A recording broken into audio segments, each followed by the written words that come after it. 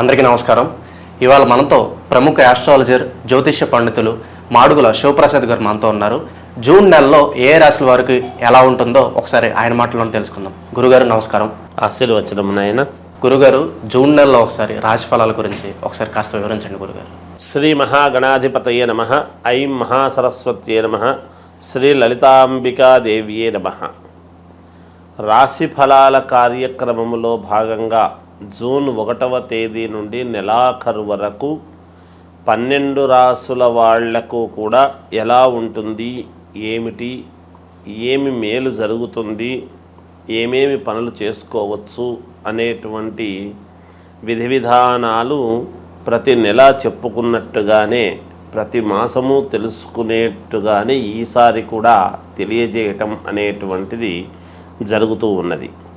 అయితే మామూలుగా కొంతమందికి మిశ్రమ ఫలితాలు కానీ కొన్ని రాసుల వాళ్లకు చాలా బాగుంది అని కానీ చెబుతూ ఉంటాం ఆయా గ్రహస్థితుల యొక్క దృష్ట్యా. అయితే ఏది ఏమైనా రాసుల ప్రకారముగా అందరికీ బాగుండినను లగ్నము ఏ లగ్నములో అయితే పుట్టి ఉంటారో, అందరూ ఒకే లగ్నానికి పుట్టి ఉండరు కదా, అందుకని ఏ లగ్నంలో పుట్టి ఉన్నారో చూసుకుంటే కొంతమందికి బాగా జరగవచ్చును, కొంతమందికి మధ్యస్థముగా జరగవచ్చును, కొంతమందికి రాసుల ప్రకారంగా బాగుంది అని చెబుతున్నారు కానీ గురువుగారు మాకేమీ అలా జరగటం లేదే అనేటువంటి భావనతో కూడా ఉంటారు. అయితే అందుకని వ్యక్తిగతమైనటువంటి జాతకాలను ఎక్కువగా మనం చూసుకోవాలి అనేటువంటిది ఉంటుంది. అంటే date, time, date of birth, time of birth, place of birth అనేటువంటివి ఉంటే క్షుణ్ణముగా మొత్తముగా పరిశీలన చేసి చెప్పుకోవచ్చును ఎప్పుడూ కూడా. అందువల్ల వ్యక్తిగతమైనటువంటి జాతకాలను మీకు నచ్చిన వాళ్ళ దగ్గర, మీకు అనుకూలం ఎవరి దగ్గర ఉంటే వాళ్ళ దగ్గర ఒకసారి చూపించుకొని ఏవైనా చిన్నపాటి పరిహారాలు అవి ఉంటే చేసుకుంటే రాసుల ప్రకారముగా బాగుంది అన్నప్పుడు మరి ఈ రాసే కదా మాది ఎందుకు బాగలేదు అని ఒక్కసారి చూపించుకుంటే దాంట్లో తగిన విధముగా పరిహారం అనేటువంటిది చేసుకుంటే మీకు కూడా బాగుంటుంది అని తెలియజేస్తున్నాను. గురుగారు, చివరిగా మనకి జూన్ నెలలో మీనరాశి వారికి ఎలాంటి ఫలితాలు ఉంటాయో కాస్త వివరించండి గురుగారు. మీనరాశి వాళ్లకు ఈ జూన్ మాసం అంతా కూడా మిశ్రమ ఫలితాలు గోచరిస్తున్నాయి. మిశ్రమ ఫలితాలు గోచరిస్తున్నప్పటికీ కొన్ని విషయాలలో మాత్రము మేలు జరిగేటువంటి విధముగా ఉన్నది. అవి ఏమిటి అంటే శుభకార్యాల విషయం, లేదా నామకరణం చేసుకోవాలన్నా, ఇంట్లో ఇంకేదైనా ఒక ఫంక్షన్ చేసుకోవాలన్నా మీనరాశి వాళ్లకు కొన్ని పనులు అనుకూలము, కొన్ని విరుద్ధముగాను జరుగుతూ ఉంటాయి. అధికముగా శారీరకమైనటువంటి శ్రమ అనేటువంటిది తప్పకుండా ఉంటుంది గాక మీనరాశి వాళ్లకు ఏలినాటి శని ప్రభావం అనేటువంటిది కూడా ఉంది కాబట్టి ఆ ప్రభావము చేత కొన్ని నిర్ణయాలు తీసుకోలేకపోవటము కానీ, లేదా అనవసరమైనటువంటి విషయాలు జోక్యము చేసుకొని ముందుకు వెళ్ళి ఇబ్బంది పడటము కానీ ఇలాంటివి జరగవచ్చును అనేటువంటిది ఉన్నది ఎక్కువ శాతం మీనరాశి వాళ్ళది. అయితే ఈ మీనరాశి మరి ఏలినాటి శని ప్రభావము అది రెండూ కూడా ఒక్కసారి చూసుకున్నట్లయితే వీళ్ళు మాట్లాడేటప్పుడు కొంచెం జాగ్రత్తగా మాట్లాడటము, నోరు తెరిచి ఒకటి అడగాలన్నా ఒకటి చెప్పాలన్నా జాగ్రత్తగా మాట్లాడితే మేలు జరుగుతుంది గాక. ఏదంటే అది మాట్లాడినారు అని కొంచెం బాధ కలిగించే విధముగా మాట్లాడితే మాత్రం ఎదుటి వ్యక్తుల జీవితంలో కొంచెం నమ్మే అవకాశము ఉండదు అనేటువంటిది ఒకటి తెలుసుకోవాలి మనము. అంతేకాకుండా ఇక మామూలుగా ఉద్యోగాలు చేసుకునేటువంటి వాళ్లకు యథావిధిగా ఉద్యోగాలు నడుస్తూ ఉంటాయి. ఎంతో కొంత ధనం అనేటువంటిది చేతికి అందుతుంది మీకు ఇట్లా ఉండినా కూడా. అలాగే మామూలుగా ఈ అన్నదమ్ముల మధ్య ఏదో ఒక చిన్న చికాకు మాట పట్టింపుల్లాంటివి ఉండవచ్చును అనేటువంటిది తెలుస్తూ ఉన్నది.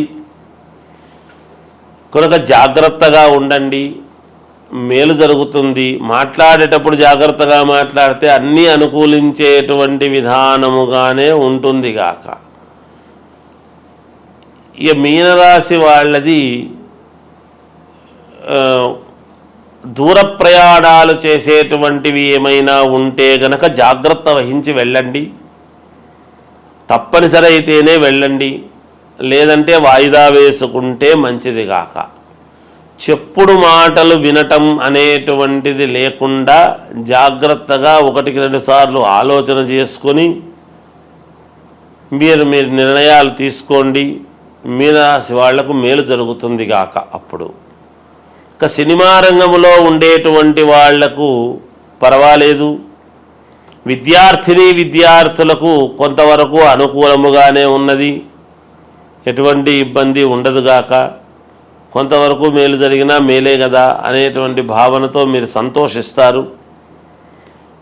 ఇది మీనరాశి వాళ్ళ యొక్క ఈ మాసం అని తెలియజేస్తున్నాను. గురుగారు, మనకి పంచగ్రహ కూటమి అంటే ఏంటి, మనకి ఏ రాసుల వారికి ఈ పంచగ్రహ కూటమి ప్రభావం అనేది పడుతుంది, అలాగే వీళ్ళకి కలిసి రావాలంటే ఏ పరిహారాలు చేసుకుంటే మంచిది, కాస్త వివరించండి గురుగారు. పంచగ్రహ కూటమి అనేటువంటిది 6వ తారీఖు మనకు 6వ నెల అంటే జూన్లో వస్తూ ఉన్నది. గురువారం నాడు వచ్చినది. అయితే ఈ పంచగ్రహ కూటమి అనేటువంటిది గతములో కూడా ఒకసారి 2013 ఆ సమయంలో వచ్చింది అనేటువంటిది ఉన్నది.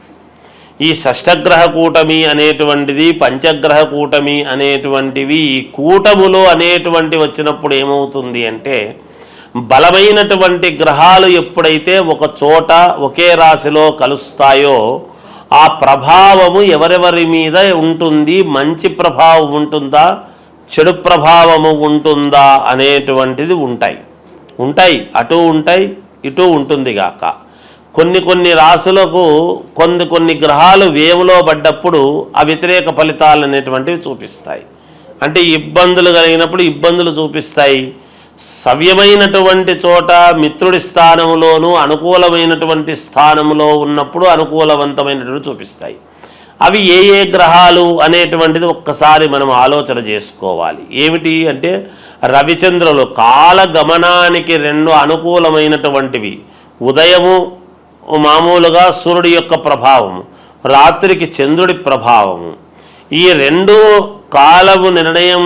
కాలాన్ని నిర్ణయించేటువంటివి కాబట్టి ఈ 2 గ్రహాలు ఒక చోట ఉంటే బుధ ఆదిత్య యోగం అనేటువంటిది మన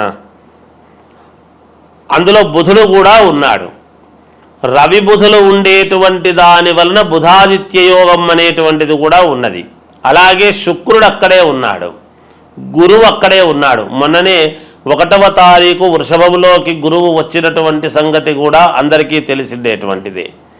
అందువలన ఇవి 5 గ్రహాలు అంటే గురువు, శుక్రుడు, బుధుడు, రవి, చంద్రుడు. ఈ 5 గ్రహాలు ఒకే చోట ఉండేటువంటి దాని వలన కొన్ని రాశులకు మహాద్భుతమైనటువంటి యోగం అని ఉన్నది. ఈ గ్రహాలు యోగాన్నిచ్చేటువంటి వాళ్ళ రాశులు ఏవేవి అని మనం ఒక్కసారి గనక చూసుకున్నట్టయితే, మేషరాశి వాళ్లకు మహాద్భుతముగా ఉండబోతున్నది, కర్కాటక రాశి వాళ్లకు మహాద్భుతముగా ఉండబోతున్నది, కన్యారాశి వాళ్లకు మహాయోగవంతముగా ఉండబోతూ ఉన్నది, వృశ్చిక రాశి వాళ్లకు చాలా అంటే చాలా బాగుండబోతున్నది. అలాగే మామూలుగా మకర రాశి వాళ్లకు కూడా చాలా బాగా ఉండబోతున్నది.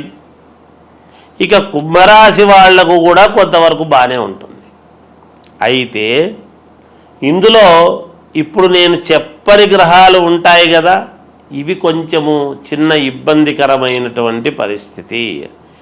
ఏమిటయ్యా అవి అంటే, అసలు ఎక్కడైతే ఉన్నాయో స్థానములో అన్నీ బరువైనటువంటివి ఏవైతే ఉన్నాయో, వృషభ రాశికి సమస్యే. ఒక చోట కూటమి అని ఏర్పాటు చేసినప్పుడు, ఒకే చోట ఉన్నప్పుడు అక్కడ వృషభ రాశికి ఇబ్బంది, మిథున రాశి వాళ్లకు కొంత ఇబ్బందే, కొంచెము సింహరాశి వాళ్లకు కొంత ఇబ్బంది, అలాగే తులారాశి వాళ్లకు ఇబ్బంది, ధనుస్సు రాశి వాళ్లకు మరీ ఇబ్బంది.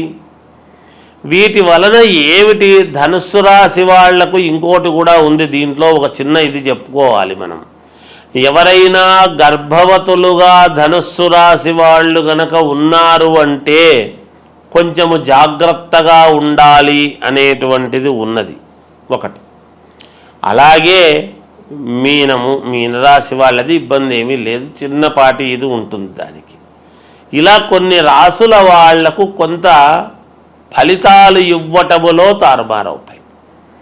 ముందే మామూలుగా అంతంత మాత్రముగా ఉంటాయి. ఈ పనులు జరిగితే బాగుంటుంది, ఈ వివాహం అయితే బాగుంటుంది, ఈ ఉద్యోగం వస్తే బాగుంటుంది, ఈ విదేశాలకు వెళితే బాగుంటుంది, లేదా ఇంకొకటి మనకు ఇది తీరితే మనకు మేలు జరుగుతుంది, ఈ ధనము రావాల్సిండేటువంటిది ఉన్నది, ఈ పొలము మనకు వాయిదాలు లేకోకుండా మనకు మన వైపు తీర్పు వస్తే బాగుంటుంది. ఇలా ఒకటి కాదు, రెండు కాదు, అనేక రకాల సమస్యలతో ఉంటారు. వాటన్నిటికీ కూడా ఒక్కసారిగా ఇన్ని గ్రహాలు ఇక్కడ ఉండేటప్పటికీ కొన్ని చెడు ఫలితాలు అనేటువంటివి ఇస్తాయి కదా. మాలాంటి వాళ్ళము ఎప్పుడూ కూడా బాగుంటుంది, బాగుండాలనే కోరుకోవాలి, కానీ భయోత్పాతమైనటువంటివి ఎప్పుడూ చెప్పరాదని నా వ్యక్తిగత అభిప్రాయం. చిన్నవి ప్రతి వాళ్ళ జీవితంలోనూ ఉంటాయి. ఉన్నంత మాత్రాన అవి పర్వాలేదు, ఏం పర్లేదు, మీకు బాగుంటుందంటే మీకు మానసికమైనటువంటి సంతోషం ఉంటుంది. కానీ మీకు ఇది బాగాలేదు, అది బాగలేదు అని చెబితే ఎలాగబ్బా, ఆర్థిక ఇబ్బందులు అనేక రకాల సమస్యలతో ఉంటారు ఈ రోజులలో. ప్రతిదీ మాలాంటి వాళ్ళము భయముతో కూడినటువంటివి చెప్పేటప్పటికీ మీకు ఏమీ పాలుపోక నిజంగా బాగుండేటువంటి ఆత్మవిశ్వాసము కోల్పోయే పరిస్థితి ఎవరికీ రాకూడదు. అందువలన చిన్నపాటి ఇబ్బందులు, సముద్రము అన్న తర్వాత అలలు, మానవ జీవితం అన్న తర్వాత ఒడిదుడుకులు ఉంటాయి, సహజం. అది దానికి ఎవరు భయపడక్కర్లేదు. కాకపోతే మీ వ్యక్తిగతమైనటువంటి జాతకాలు ఒక్కసారి పరిశీలన చేసుకొని మీకు నమ్మకం ఉండేటువంటి వాళ్ళ దగ్గర చూపించుకొని ఈ రాశి వాళ్లకు ఏమి చేసుకుంటే మేలు, మరి బాగులేని రాశి వాళ్ళది ఏమిటి అంటే ఏమీ లేదు, జపము, తపము, హోమం ఇవి ఉంటాయి. హవనం అనేటువంటిది ఎప్పుడైతే హోమం చేసుకుంటారో మీ పేర్లతో అగ్నిహోత్రుడి యొక్క సంస్కారము వలన మీరు సంస్కరింపబడతారు, మీకు మేలు జరుగుతుంది. తప్పకుండా హోమాలు సరే, ఇంకా ఏవో కొన్ని ఉంటాయి, అవన్నీ చేసుకోవచ్చును. ఇంకా ఒకటి ఉన్నది, దీని వలన కొన్ని ఇబ్బందులు ఉంటాయి. పైగా వచ్చినటువంటిది ఎప్పుడు అంటే ఆదివారము, గురువారము 6వ తారీఖు అమావాస్య అనేటువంటిది కూడా ఇదైంది. దాని వలన ఈ గ్రహాల యొక్క దీని వలన అమావాస్య కూడా గురువారం రోజు, పైన గురువు, మనకు ఏ యోగం ఇవ్వాలన్నా గురుబలం బాగుంటే అన్ని జరుగుతాయి అనేటువంటిది ఉన్నది నానుడి. ఈ గురువు అనేటువంటి వాడు ఎవరు? దత్తాత్రేయ స్వామి, వ్యాస మహర్షిని మనము గురువు అని భావిస్తాం. అలా దత్తాత్రేయ స్వామిని మనము గురువు అని అనుకుంటున్నప్పుడు గురువారం రోజే వెళతాం. దత్తాత్రేయ స్వామి ఎవరు? త్రిమూర్తులు కలిస్తే దత్తాత్రేయుడు.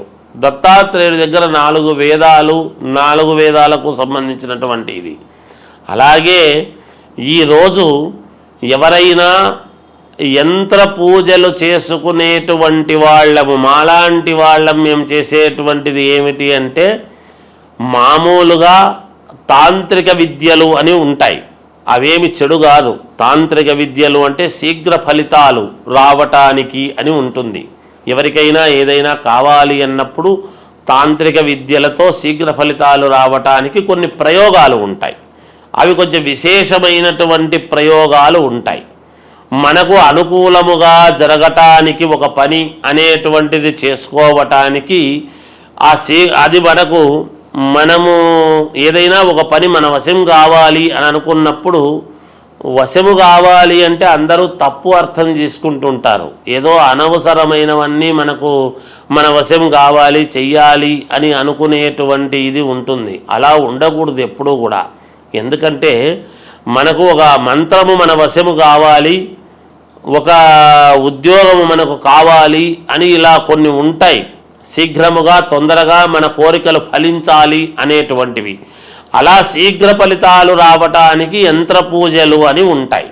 అవి మేము ఇటువంటి రోజులు మేము దాన్ని చాలా జాగ్రత్తగా వాడుకుంటాము గాక, పోగొట్టుకోకుండా. ఎందుకంటే మమ్మల్ని నమ్మి మాకు ఈ పని కావాలి అని ఎంతోమంది అడుగుతూ ఉంటారు కాబట్టి వాళ్ళ పనులు సక్రమముగా నెరవేరాలి అన్నప్పుడు ఇలాంటి సమయాలు చాలా యోగవంతమైనటువంటి సమయం. ఈ సమయాన్ని మేము పోగొట్టుకోకుండా జాగ్రత్తగా శీఘ్ర ఫలితాలు రావటానికి కొన్ని ప్రయోగాలు చేసుకోవటానికి ఈ సమయము, ఈ పంచగ్రహ కూటమి అనేటువంటిది చాలా ముఖ్యమైనటువంటిది.